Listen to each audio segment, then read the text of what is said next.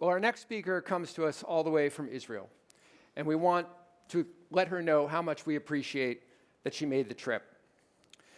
She's a scholar who works on the cutting edge of one of the great mysteries of modern science, conscious experience. She is a researcher at the School of Psychological Studies at Tel Aviv University, and with her talk today, I think she's going to make us all think about how we use our own minds. Please welcome Liad Mudrik.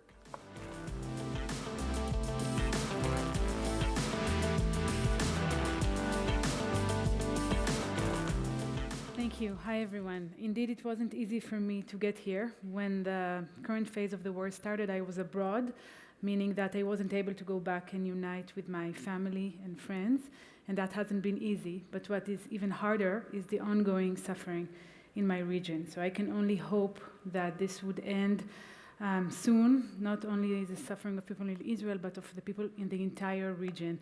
And this has been very difficult for all of us. But that's not the only thing that has been difficult for me personally and the many people in my country.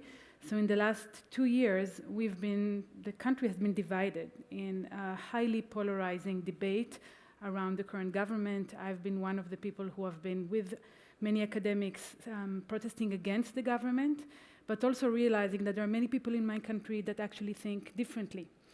And what became evident to me, the more this debate has continued, is that we lost the ability to listen to one another.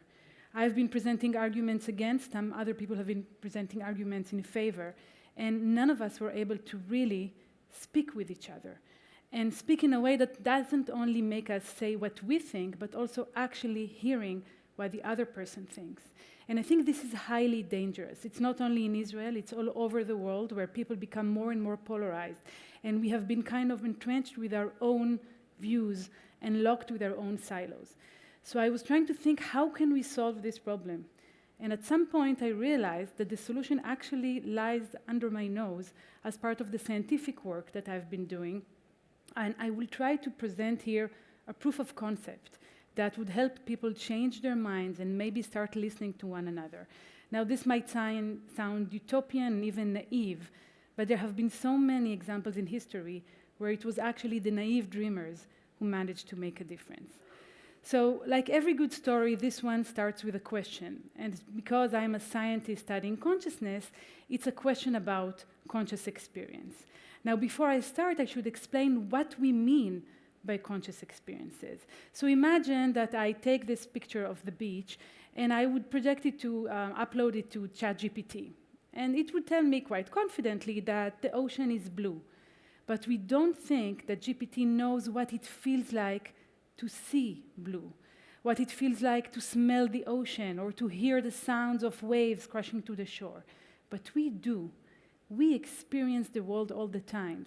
And these experiences can be marvelous and beautiful and sometimes also painful or boring, God forbid, but they make us who we are. They are the foundations on which we make stories, like we've heard from Caitlin. And we would have never given up on them. And there is a nice thought experiment suggested by philosopher Charles Stewart, who says, basically, I'm going to give you a deal. So if you take the pill, then you earn an eternal life and as much money as you want, and continuous health and success and love, everything you ever dreamed of. The only teeny tiny thing you have to give me in return is your conscious experience. So when your kids run and hug you, you will hug them back, but you wouldn't feel anything. And when you take a piece of chocolate, like the nice one we get here in the hotel, and you put it in your mouth, your taste buds on your tongue would sense everything about the stimulus, but you wouldn't feel the exquisite taste of chocolate that we all feel when we do that. And people don't want to give up on that, right? So we had actually a survey in my lab held by Ronnie Hirschhorn and Nicolo Negro. We asked more than 1,000 participants, would you be willing to take on that deal? And almost 90% of them said, no way. By the way, I don't know who the other 10% are, but I'm not sharing my chocolate with them, I can grant you that. So the key question that we are trying to solve is, how do these beautiful experiences come about from neural activity? Because at the end of the day, everything we experience originates from the marvelous, amazing machine that we have within our head. And this is a biological machine governed by physical laws, and it gives rise to this richness of experience. And what we are trying to understand is how.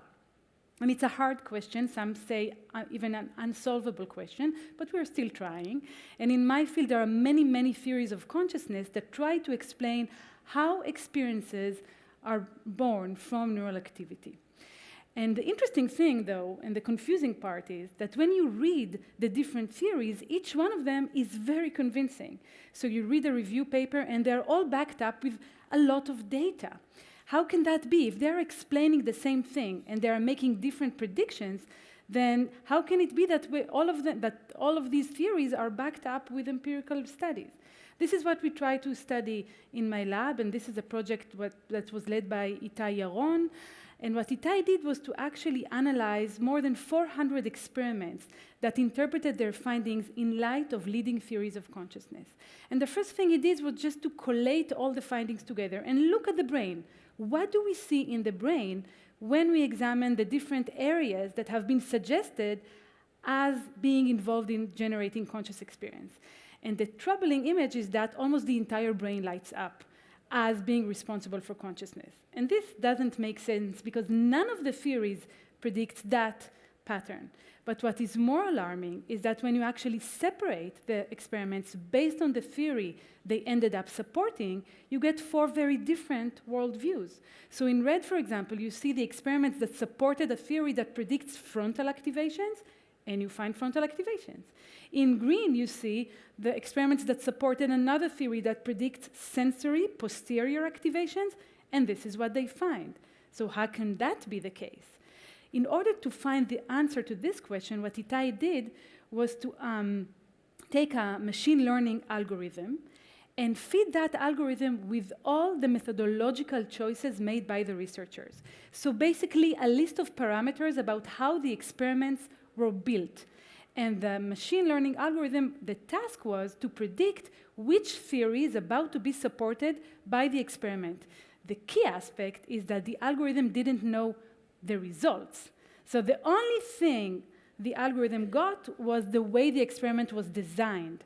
And based only on that, the task was to predict which theory is about to be supported. And lo and behold, it managed to do so in 80% of the cases. So I don't know what we can, okay, now we can even see that on screen, I hope. So in 80% of the cases, we were able to predict which theory is about to be supported, not knowing anything about the results themselves. What that means is that the experiments were designed to begin with in a way that might be biased. And based on that, with TWCF's and Virginia Cooper's help, we were able to create the largest data set of experiments testing theories of consciousness. But I promised you a solution, and I'm only giving you the problem here. So where is the happy ending that we heard about before? Here goes. So in 2018, a group of scientists and philosophers met in Seattle in a meeting that was held by David Potgieter from TWCF and Christoph Koch. And the idea was to use adversarial collaboration in order to break theoretical silos. So we brought together the proponents of 3 different theories of consciousness and tried to get them to think about experiments that would test their theories together. So now, by pushing each other outside of their comfort zones, outside of their theoretical frameworks and conceptions, we were able to come up with 2 experiments that would test the theories. And it took us a whole year to translate these bold initial ideas into full-fledged experiments, but at the end of the day, we did it. It wasn't easy. One of the proponents actually left the process. The other 2, we had to do a lot of negotiations until we managed to come up with the final 2 experiments. But at the end of the day, the Cogitate Consortium was formed, testing 2 theories of consciousness. I don't have time to go into the difference between them, but you can see even from these small sketches that they predict different patterns in the brain. We pre-registered everything, the predictions, the methods, and the 2 proponents who stayed with us, Stanislas Dehaene and Giulio Tononi, even signed letters confirming that the experiments were good enough to test their theories and their predictions are accurate. And that was very brave of them. Consider what they did. They put their theories into a public, highly visible test, and worked together in order to find the truth, and not only develop their own theories. And I really admire them for that. So together with Lucia Meloni and Michael Pitts, I've been fortunate enough to co-lead this big operation with more than 50 scientists, including, by the way, from Iran, which shows you that wars take place between countries, but not between people. And within that process, we recently published our first results of the first experiment. And at this point, you might ask yourself, okay, so who won? And the answer to this question is that no one won besides science, because this is not a horse race. It's a scientific endeavor aimed to actually find the problems within each one of the theories. And our results actually challenged both. So both had predictions that were not borne out by the data. And we are now analyzing the results of the second experiment. I cannot share them with you yet, but I can tell you there too, the theories are going to be challenged meaningfully. At this point, there are also other adversarial collaborations working on other theories of consciousness. So at the end of the day, this huge endeavor is about to create the largest data set that will be shared with the community testing theories of consciousness. So where is the take-home message? Because this is not only about consciousness, it's going broader than that. At the beginning, we had two theories, and the proponents never spoke with one another. Well, they did speak, but they did not work together. And each one of them just developed separately, independently. But at some point, they were brought up together in this TWCF endeavor, and they started talking. New predictions came up, and new ideas. And at the end of the day, meaningful results that challenged both theories and showed us as a field where our lacunas lie. And now my request is that maybe we can try to think that we can take it outside of science. Start talking with the people we disagree with. It's very difficult. In science, that was the hardest thing I've ever done, and I gave birth to 3 kids.